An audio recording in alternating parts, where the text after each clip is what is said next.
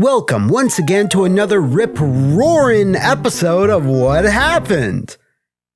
Rip-roaring episode. That was the cue for the Jaguar Cube. Jaguar Cube? Okay, fine, there you are.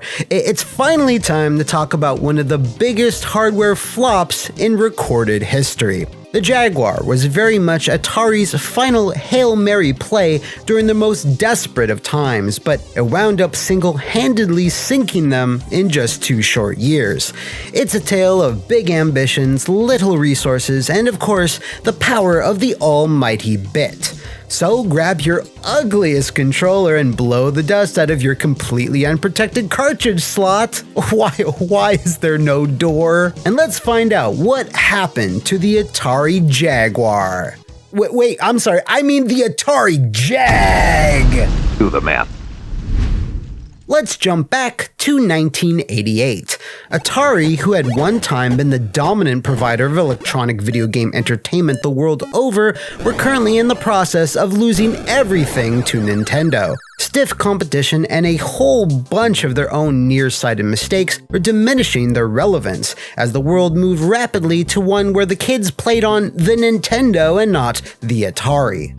Atari's president, one Sam Trammell of the Trammell dynasty, really wanted to recapture their glory days and would try to do so by releasing a new cutting-edge console that would hopefully put them back on top. Atari engineers began designing a prototype and brought aboard contractor Martin Brennan to take a look at what they were building. Martin was a founding member of Flare Technology, a UK-based computer hardware firm whose claim to fame was designing the chips for the Connex multi-system. Feel stupid you've never heard of the Connex? Well, don't, because it never actually came out. This was not entirely Flare's fault though, they just ran out of money. Their chipset and technical acumen were the most impressive elements of the project, as while it was still fundamentally an 8-bit machine, it was punching well above its weight technologically. And you'll really appreciate that powerful 32-bit custom processor. Atari leadership were certainly impressed because they contracted Flare to work on the prototype's chipset.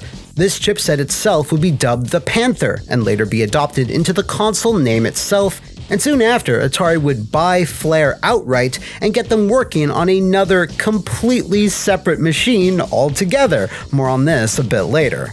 This was all happening in the midst of the obsession with naming their machines after vicious wild cats, following the 1989 debut of the always underappreciated Atari Lynx. It's just neat, okay? Now you probably caught the actual crazy part in all of that. 2 consoles at the same time! The Panther was designed to be the 32-bit system that would release by the end of 1991, with the assumption being that it would absolutely annihilate the SNES and Genesis. And then, by the time their competitors were busy picking themselves off the floor and striking back with their own 32-bit systems to combat the dominant Panther, thank you, the 64-bit Jaguar would already be baring its fangs and once again assuredly tear its prey to shreds. To shreds, you say? At the time, bits were pretty much the only technical measuring stick the marketing side cared about in the early console wars, so as long as the bit counts were higher than the other guys, they were going to get that W. It was just a foregone conclusion, in their minds at least. This, of course, is not exactly how technology works, but that's the plan the Atari higher-ups were committing to. More bits, more power, more money.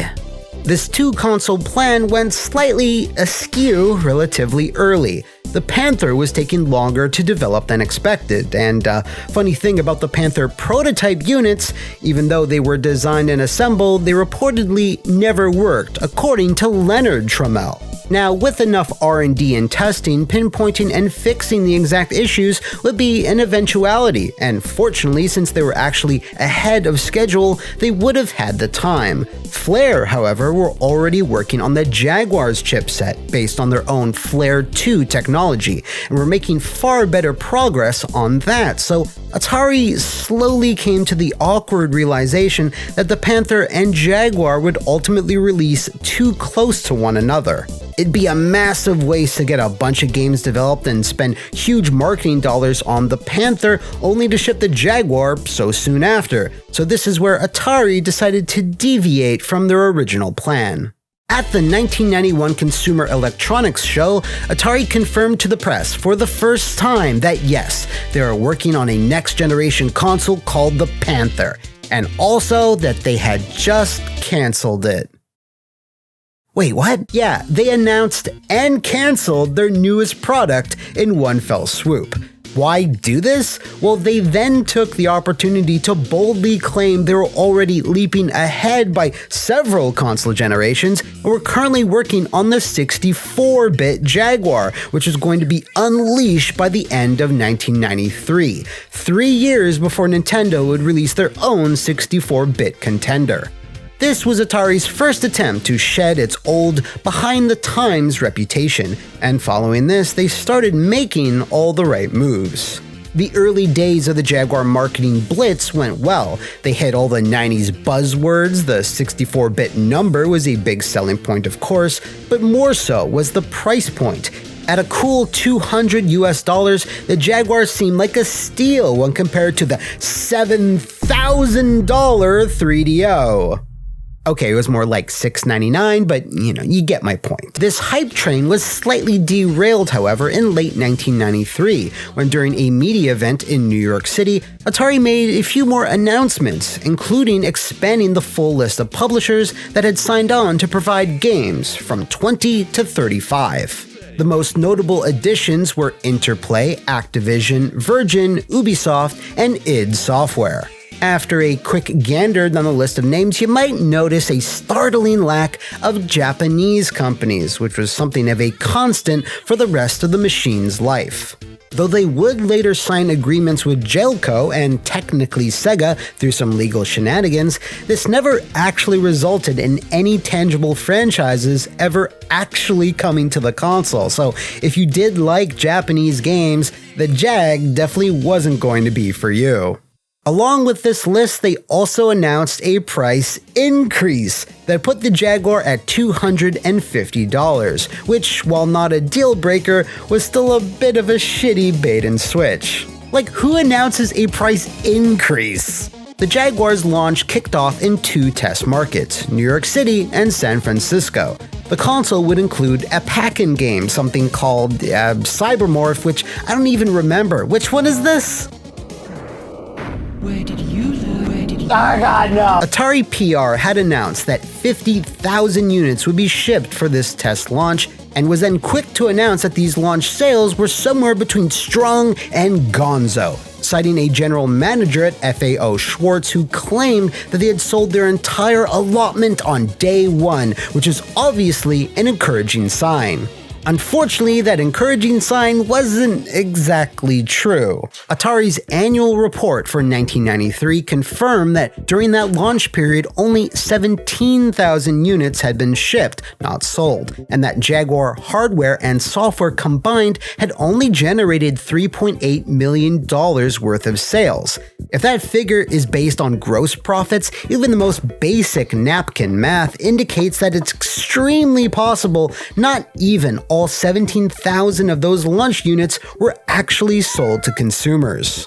Now, over in Europe, the Jaguar had reportedly managed to somehow rack up 2.5 million pre-orders, a claim backed up by then marketing director Daryl Still in a podcast with the Retro Hour. It's worth noting that despite this figure coming right from the horse's mouth, it is outrageously, impossibly high, to the point where myself and fact-checker Liam had to question it. For example, the PS4 only ever managed 1 million pre-orders 4 months before its own launch, so the idea the Jaguar was more popular is a tad unbelievable.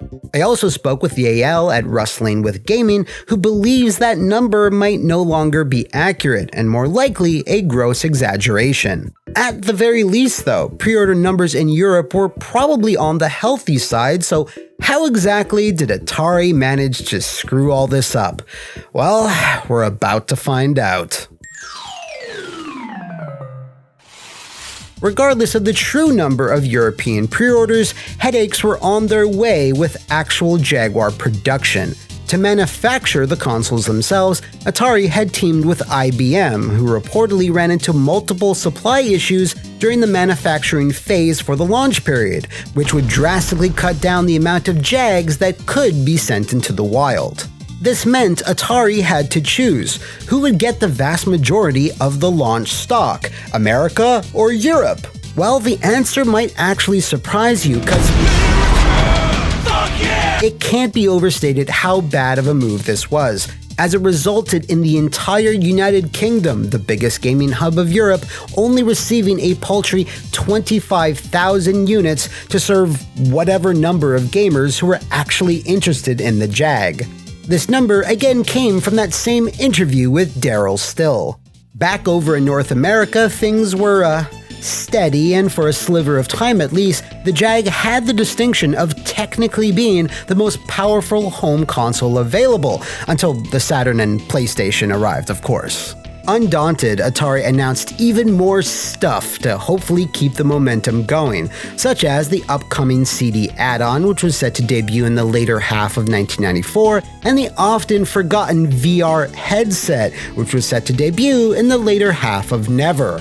But specs don't mean everything, and the gulf in overall quality between the Jaguar's available games and those getting released on rival 16-bit systems was evident from the get-go, despite a few highlights. As 1994 wore on, high-quality exclusives like Alien vs. Predator and Tempest 2000 were released, along with stunning ports of Wolfenstein 3D and Doom, which, while all impressive, were also flanked by a number of underwhelming third-party offerings. Meanwhile, other machines were getting new entries in franchises like Street Fighter and Mortal Kombat that were all completely absent on the Jag. Atari just wasn't able to convince those publishers to sign on. So, in combination with the limited stock of consoles available and lacking a steady stream of well-known properties, people just weren't getting lured in by the Jaguar's musky scent, as most were happy to stick with their Jennies, SNESs, or PCs. It also didn't help that the Jaguar has factually one of the worst controllers ever made. Roll the clip I always use!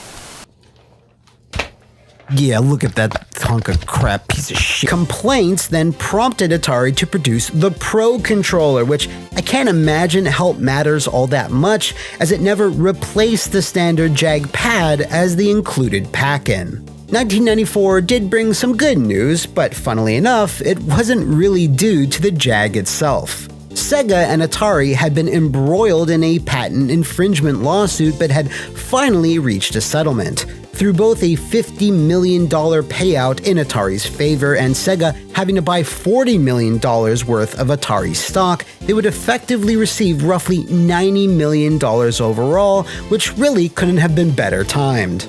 This settlement also included an additional detail. Sega would also allow a number of their own exclusive franchises to get Jaguar ports, which should have been quite a boon to the Jag's lackluster library, but just because it could happen doesn't mean it would. 'Cause, well, it never did. While there's currently no documented reason as to why this deal didn't equate into actual games, I'm assuming Sega would have expected Atari to fund the development of said games. And if that were the case, then it's no wonder nothing ever materialized. Even with that $90 million boost, Atari didn't have the funds to spare. I don't have any money, dude! I'm broke, man! My life sucks! One of the main reasons so many third-party Jaguar games look so distinctly 16-bit was due to the intricacies of its architecture. It was composed of dual Flare-designed 32-bit custom chips nicknamed Tom and Jerry, with one intended to primarily handle graphics and the other intended to handle audio. Additionally, a Motorola 68000 microprocessor, the same chip that powered Macs, various Atari machines, and both the Sega Genesis/Mega Drive, was included as a cheap and familiar third core intended to issue commands to Tom and Jerry as an easy-to-use middleman, given the amount of familiarity programmers would already have with the microprocessor. Developers had a great degree of freedom in how they could utilize this setup, but that freedom involved getting all the processors working in tandem.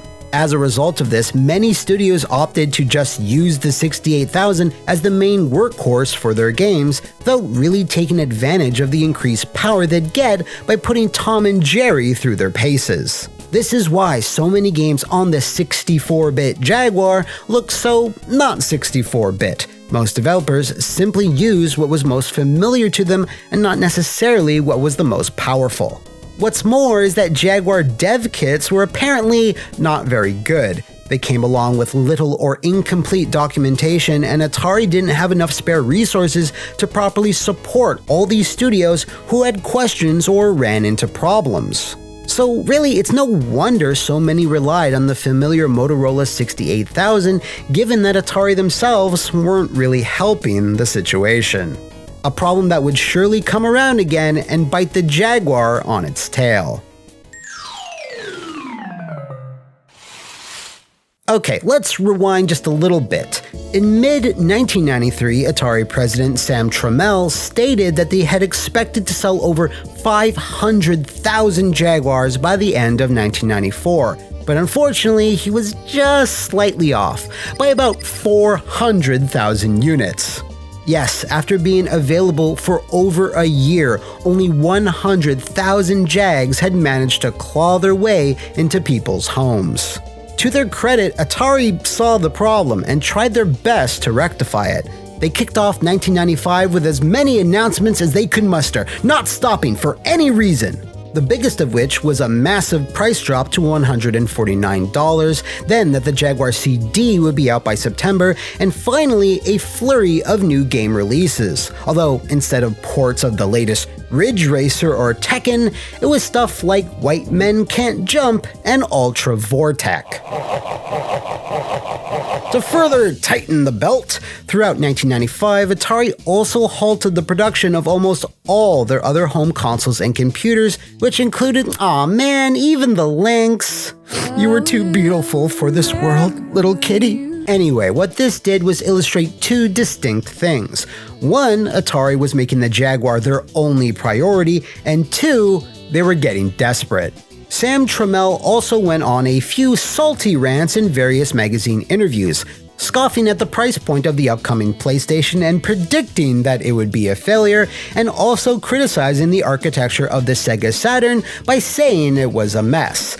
I mean, yeah, it kinda was, but that's rich coming from someone who signed off on the fucking Jaguar. He would also straight up lie, saying that the Jaguar was technologically superior to the Saturn and that the PlayStation was only, and I quote, a little bit more powerful than the Jag. Now that's of course quite hilarious in retrospect, but I mean, what else was he supposed to do? His company was collapsing around him, so why not just start talking shit? What do you have to lose?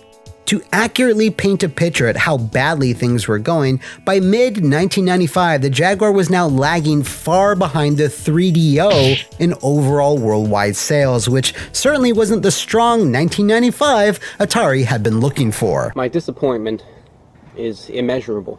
A sales sheet detailing lifetime numbers up till April 1995 would reveal that the top seller for the system at that time, Alien vs. Predator, had only managed to sell around 52,000 copies, with both Doom and Tempest 2000 taking up second place at around 33,000 copies each. Few titles even cracked 20K at all, which is a pretty untenable business model. So, when the September debut of the notoriously non-functioning Jaguar CD unit did not move the needle, like at all, in October, Atari's board of directors voted to divert all remaining funds away from the Jaguar and into PC development instead.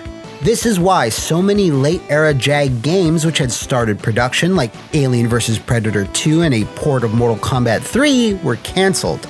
Teams were told ahead of time that the Jaguar was going to be put out of its misery sooner rather than later, so work abruptly stopped for the majority of them. It's around this time where Atari also slashed the Jaguar's asking price yet again, but this wasn't a move to try and get the Jag into more homes or even to make money. It was simply to get rid of all their unsold stock. When you start pulling shit like that, it's probably not long before you're looking to transition into something else, or just get bought out by someone bigger, and that's exactly what happened. By the start of 1996, Atari were in dire straits. Their total yearly revenue had dropped from $38.7 million in 1994 to $14.6 million by 1995, and they still had 100,000 unsold Jags shivering in cages, waiting to be adopted by families that would never show up.